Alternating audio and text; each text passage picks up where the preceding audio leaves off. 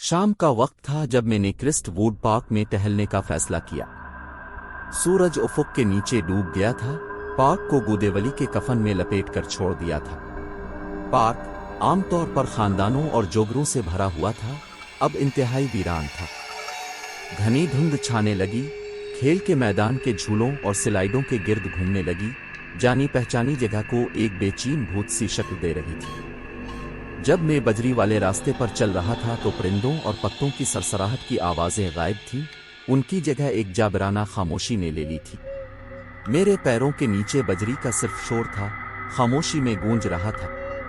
मेरा फोन मेरी जेब में बज रहा था, लेकिन जब मैंने इसे निकाला तो स्क्रीन मुर्दा थी। अजीब, मैंने सोचा। घर से निकलने से पहले मैंने इसे पूरी तरह से चार्ज कर लिया था। आगे बढ़ते हुए मैंने फासले पर खेल का मैदान देखा। झूले चलते चलते फड़फड़ाते थे, हालांकि हुआ नहीं थी। मेरी रीढ़ की हड्डी के नीचे एक सर्दी दौड़ गई।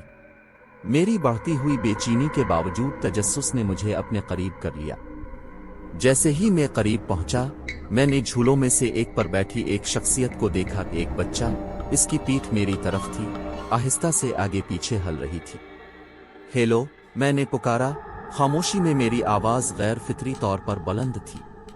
बच्चे ने कोई जवाब नहीं दिया।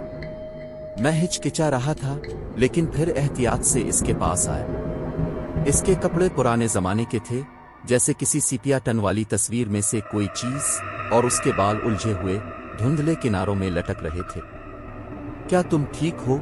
मैंने इसके कंधे को छूते हुए पूछा। जैसे ही मेरे हाथ से राब्ता हुआ, उसने आहिस्ता से अपना सर मोड़ लिया। इसका चेहरा पीला और धुंधला था, आंखें खोखली और रात की तरह काली थीं।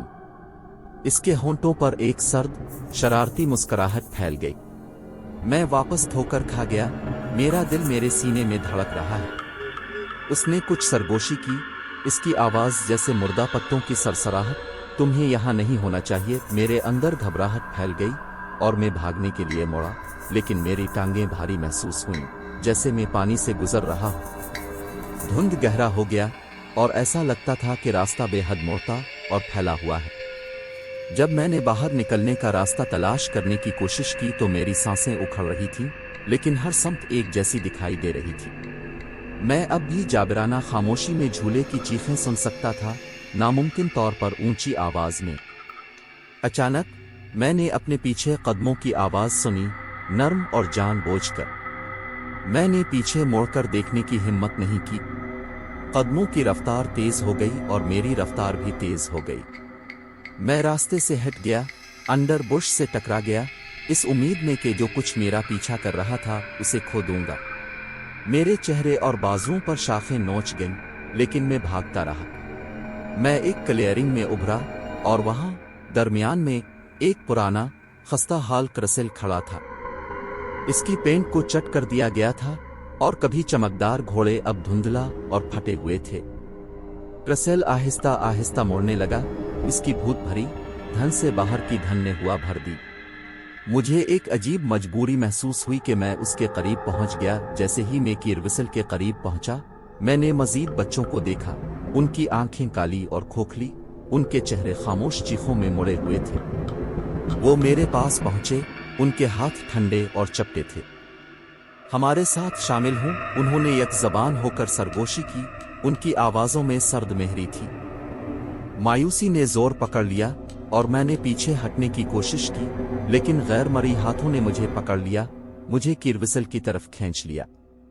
दुनिया मेरे इर्द गिर्द घूम रही थी, धुंध खत्म हो रही थी, यहां तक कि मैं सब कुछ देख सकता था, भूत बच्चे और उनकी खोखली आंखें। मैं चीखा, लेकिन आवाज को धुंध ने निगल लिया। आखिरी चीज जो मैंने झूले से बच्चे को देखी थी, इसकी बदतमीजी मुस्कुराहट फैलती जा रही थी जब कीरविसल मुझे अंधेरे में ले गया। क्रिस्टवुड पार्क ने एक और शिकार का दावा किया था और मेरी चीखें उसके प्रेतोदित राग का हिस्सा बन गईं, धुंध से भरी रात में गूंज रही थी।